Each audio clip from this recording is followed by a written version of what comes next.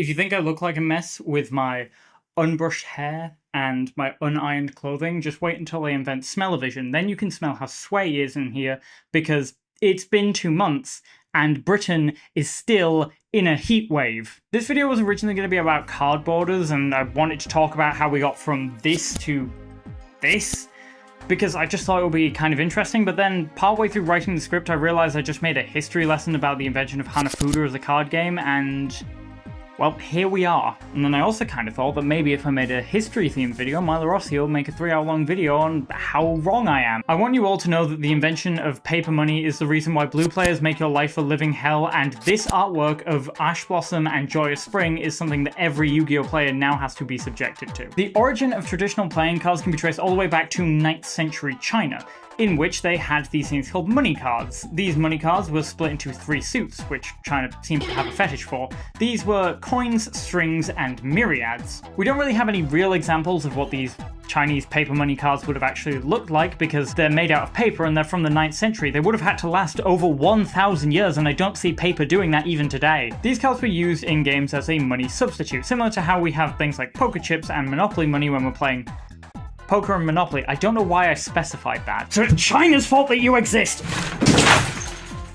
I'm gonna have to clean all that up. Via the Silk Road, a large trade route which connected China to the rest of Central Asia and parts of Africa, the money cards found their way to Egypt. The Egyptians had 4 suits rather than China's 3, which were polo sticks, scimitars, coins, and chalices. To all of my witches in the audience, you're probably gonna see where this is going. These cards eventually caught on in more Latin countries? No, just Latin countries. Of course they're more Latin countries. They're Latin! These cards eventually caught on in Latin countries, primarily caught on in Italy, where they replaced the scimitars for a much more generic sword, and they replaced the polo sticks with staffs, because they didn't really have polo as a sport. The mostly official version of the playing cards originated in Italy around the 13th century, and had a total of 56 cards.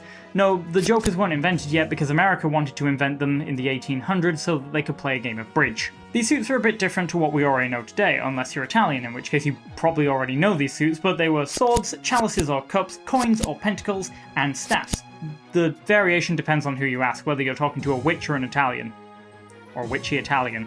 These cards contain a surprising amount of symbolism, with each card coming to represent one of the planets in our solar system, except the number 2, for some reason. I guess when Galileo was still discovering planets and he found Saturn, the cards were still popular, but by the time he discovered Uranus, then everything kind of went downhill from there. As for the suits themselves, each of them hold different meanings representative of the economy in the Middle Ages. Staffs are representative of artisans and creatives. These swords are representative of the military and the royal family. Cups or chalices, again, pick whichever one you want, I really don't care, make up your own mind, is representative of the church, usually depicting the Eucharist in the Ace of Cups. And coins are representative of merchants and agriculture. These cards spread all over Europe over the next couple hundred years, and then Britain had to go and fucking ruin everything. I hate this stupid ass country with stupid ass language. While Italy still uses the old suits, everywhere else in Europe and North America usually use the hearts, clubs, diamonds, and spades. Except those times where America tried to be unique, so they decided to add eagles, bullets, and crosses, because it wouldn't be America if we didn't try to add freedom, guns, and Jesus into literally everything. So,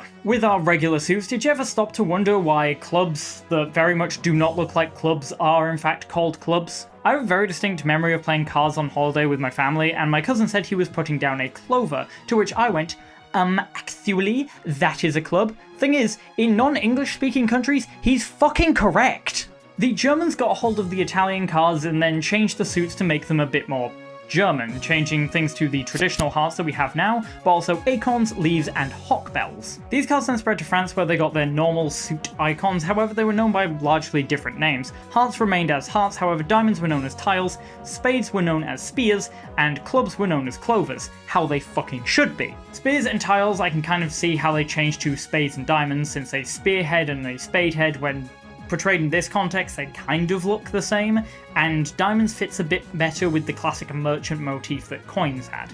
However, clovers? Into clubs? Fucking clubs?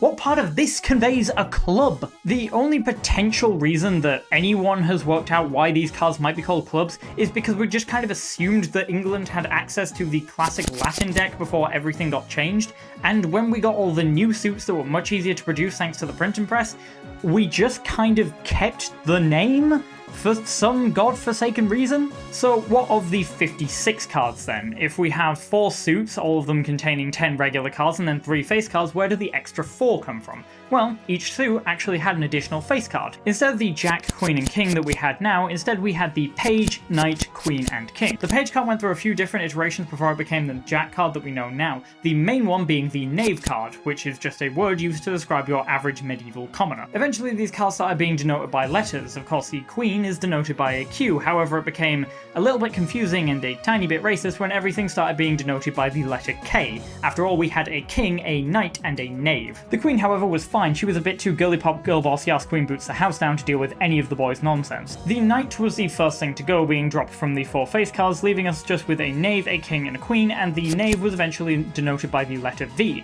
However, it was changed to Jack later down the line, a generic word to describe a generic person living in England. Think Spring-Heeled Jack or Jack the Ripper. However, Spain held on to the Knight card for quite a while. After all, you couldn't have a female ruler in Spain, there were no queens. They did call it Spain, not Slain. I want all of my witchy lesbians to please skip to the timestamp on screen. I don't want to offend any of you, and I'd rather not have a curse laid upon me. I don't want a plague upon my house. My partner has already been suffering from hay fever for the past 3 months, and the sneezing is so loud I don't need it to continue. I probably look like I'm shuffling nothing.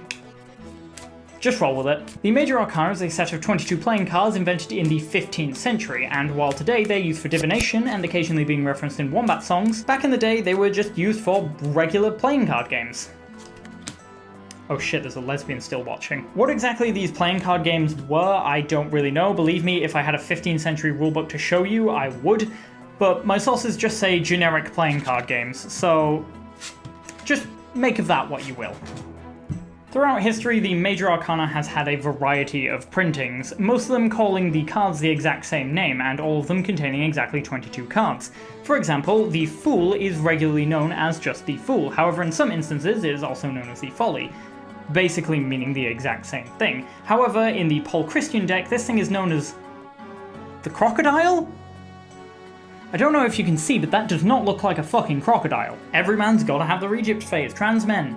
Surgery doesn't make you a man. Having an Egypt phase does. Don't let anyone else tell you otherwise. Things such as Empress, Wheel of Fortune, and the Chariot were replaced with things such as the god Isis, the Sphinx, and the Chariot of Osiris. The only influence you could say this deck possibly has is in regards to the Hermit, which in the Paul Christian deck is known as the Veiled Lamp, and the Hermit now is commonly depicted as a veiled person carrying a lamp. You could also refer to Strength as being a card that was influenced by the Paul Christian deck due to it being called the Tamed Lion, and the common depiction of the Strength card usually depicts a lion being handled by a human. However, Strength also points to the story of Samson, meaning this lion is currently in the process of being ripped in half.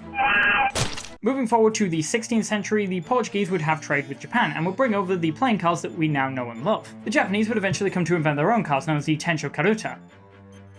Is that correct? Karuta. Fuck it, I'm gonna stop trying. These were named after the period in which they were invented, being the Tencho period, and Karuta just means cards, so they are the cards of the Tencho period. While there were quote-unquote card games before this, they were mainly used with shells and wood tiles and would be played at festivals and would kind of just sort of be a fun thing without many rules that people would just do for sport. However, when actual cards came across, they gave way to the best thing that people have ever invented: gambling. In the early 17th century, a new government took over and decided the most optimal course of action was to close the country and get rid of basically anything that wasn't seen as Japanese enough, because at no point in history has that ever gone wrong. This included a wide variety of things being prohibited, but the main thing we care about here is playing cards, and most importantly, we can't fucking gamble anymore! However, as history has taught us time and time again, if you ban something that people really want to do, they won't just stop doing it. They'll just keep doing it. But illegally. The people of Japan eventually invented a new card game which used iconography and artwork of flowers to denote the different cards. However, of course, these looked very unsuitable for gambling. They didn't have any numbers, and they didn't have anything that obviously distinguished the cards from each other very well. When these cards were discovered to be used for gambling, they would be confiscated, prohibited, and then we'd just invent new cards, because, I mean, who's gonna fucking stop us? The shogunate? What are they gonna do? Kill us? They're gonna kill us. Eventually, the official version of Hanafuda was created, and you can see all the cards here because I don't actually own a deck. Due to Japanese being a very poetic language, the word Hanafuda actually means a variety of different things. Hana is just a word for flowers, or floral. Meanwhile, Fuda is the word for cards or playing cards, so together it makes the word floral playing cards. However, the word Hana is also the word for nose. Usually, gamblers would tap their nose to indicate that they wanted to buy or play Hanafuda. This is because you couldn't really just go around asking people if they wanted to gamble with you or if they had any playing cards for sale. After all, it's literally illegal. This is what led to the Tengu being the mascot for Hanafuda, also known as the Great Long Nose and a very important yokai in Japanese folklore. Also one of my personal favorites. This is what coincidentally led to the creation of Nintendo as a company. Originally, they were a gambling company selling Hanafuda. However, because that's illegal, it wasn't exactly the best business practice, and they made the literal and figurative leap to video games when that started really taking off. Later down the line in the 19th century, America started discovering playing cards and collectible trading cards of their own. Baseball was a huge sport over in the States, and I am personally an expert on it. On Wii Sports, that is. Oh my god, it all comes together! Cigarette companies would put these baseball cards in packets of cigarettes, as a kind of promotional material or funky collectible, I guess. I don't understand why. After all, you're a cigarette company. You don't need gambling mechanics to get a client addicted to your product.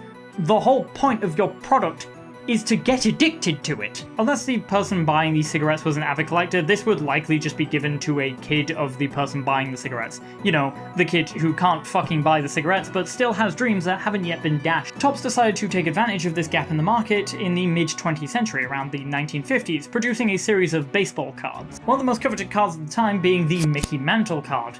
And no, it's not Mickey Mouse as a baseball player. He was actually a human, and he was considered one of the best baseball players of all time. Topps eventually moved into other sports, such as basketball and, most importantly, football with match attacks.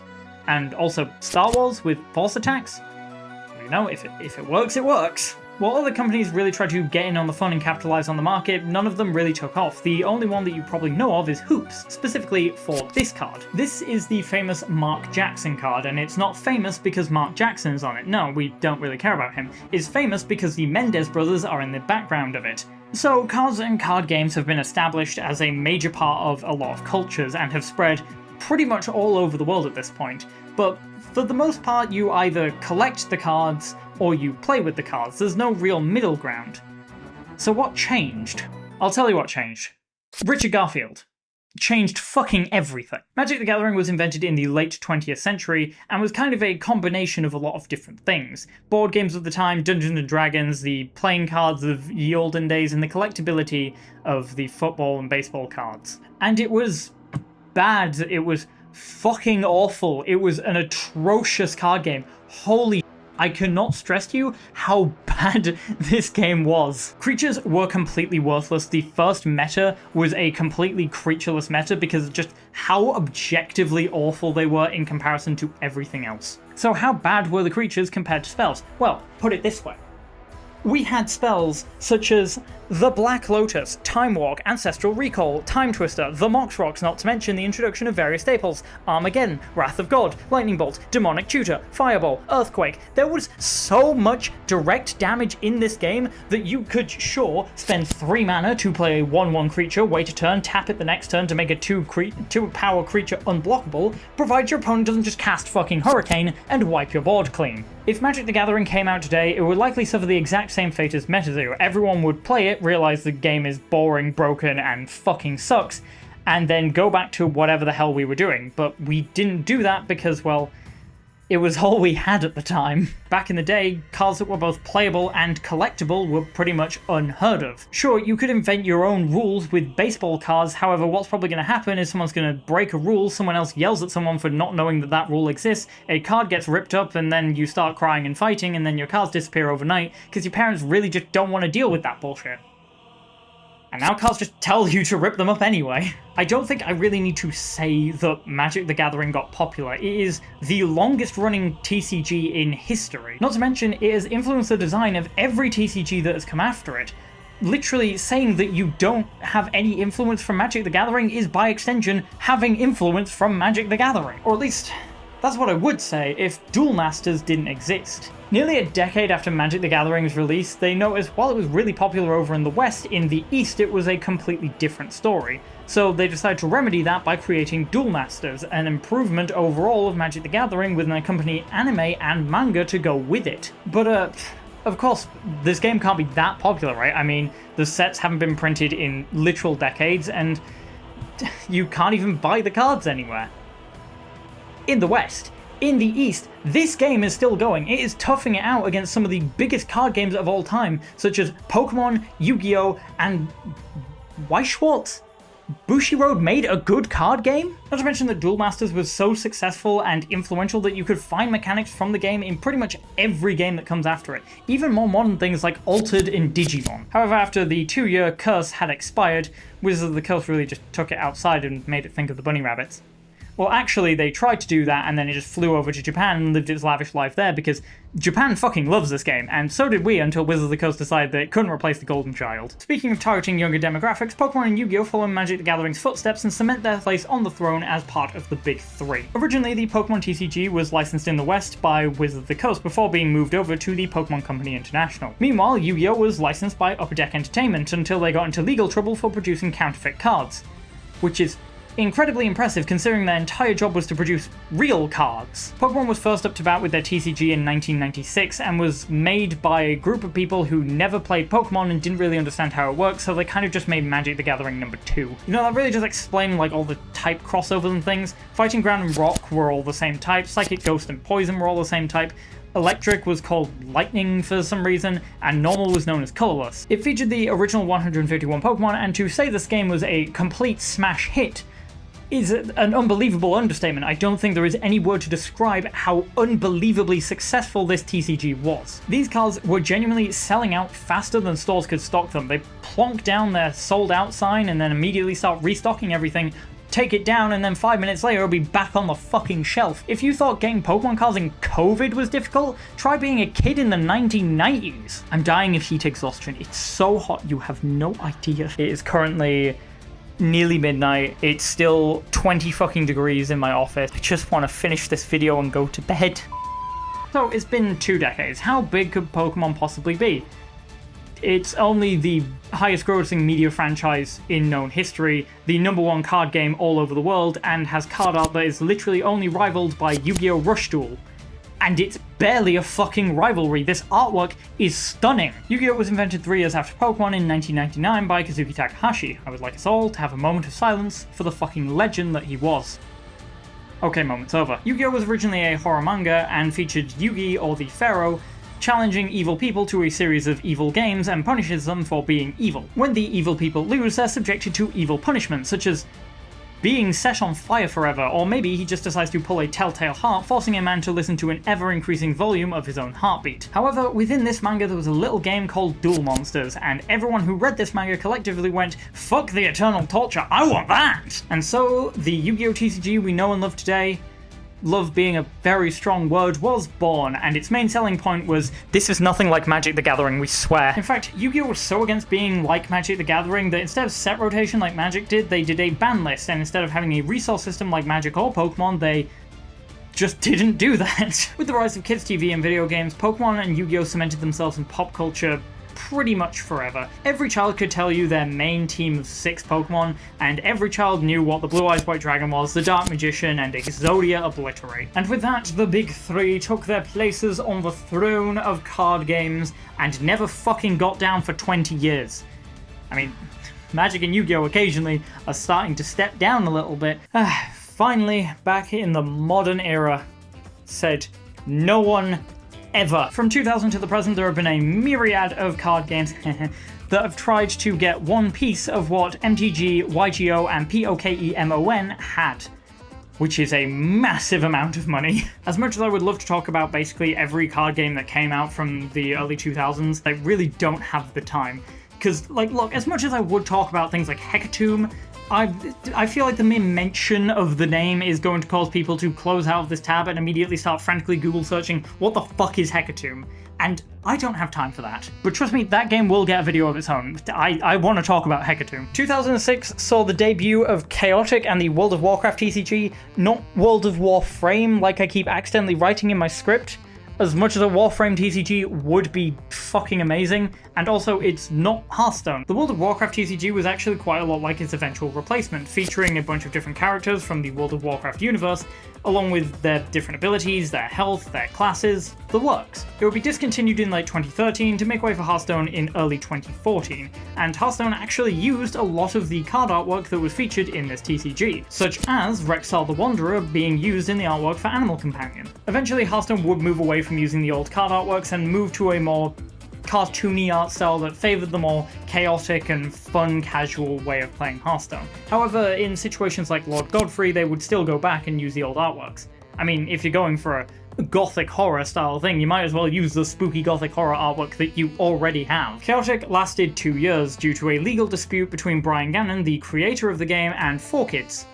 Ew. The game is actually still kind of alive today, with an online community creating Chaotic Recode in order to emulate the original idea of Chaotic being a TCG that you could scan the code into and then play with your cards online. It was actually way ahead of its time in that regard. In 2007 we got Bakugan Battle Brawlers. In 2007 we got Bakugan Battle Brawlers. I'm fucking losing my mind.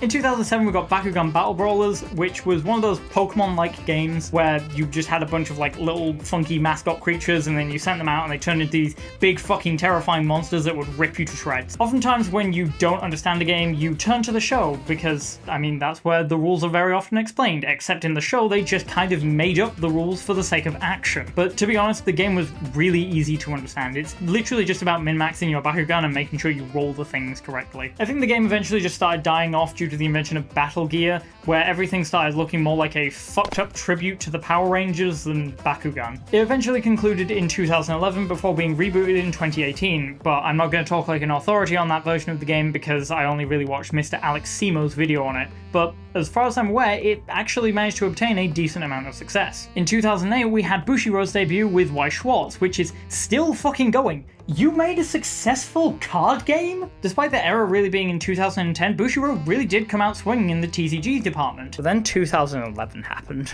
In 2011, we got Redakai, a train wreck of a card game which I have already talked about, video in the iCard above, and I will probably make a new video on Redakai at some point in the future because that video was chaotic and I really didn't like it. Not chaotic as in the TCG, which was actually really good, but chaotic as in bad because Redakai fucking sucked. Redakai lasted 2 years with 2 sets, unless you count the gold set, which I'm not going to do because it was basically just the standard set with golden cards. Combine and Conquer was their 3rd set that only got released in Italy, which is weird considering this was made by a Canadian company. Their 4th set had 2 cards that were kind of released but kind of not. We got 2 teasers for them, one of them being Frosthawk Platinum Elemental, which was just Frosthawk Gold Elemental, but Platinum.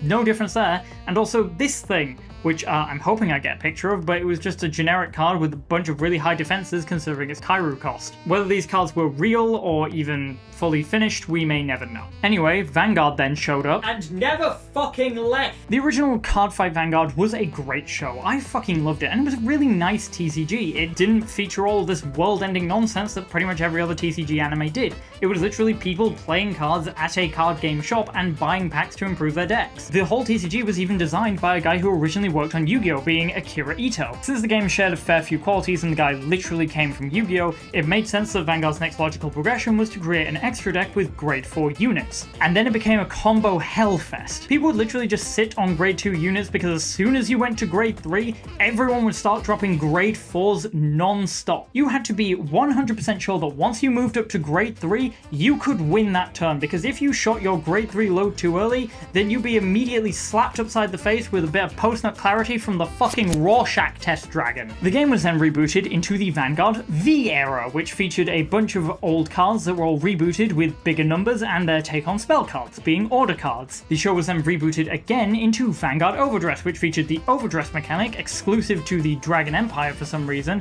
and Ride Lines, a genuinely really neat addition. And then they ruined it by having fucking Overtriggers. Everyone loved Overtriggers when they first came out because they were really hype and it was like, boom, big number, win game, woo! But everyone started realizing realizing that Overtrigger really fucking sucked because it wasn't fun when you blocked with your entire hand and then your opponent was just like, whoops, drew an Overtrigger, guess I win the game now. I pretty much stopped watching Vanguard as soon as we got to Will plus Dress and Vanguard Divines. I have no idea what the show features, but the little cow thing is really cute. I consider Vanguard to be the Mark Faber of TCGs, a reference that all one of you is going to understand, but it is a TCG that for some reason has not died.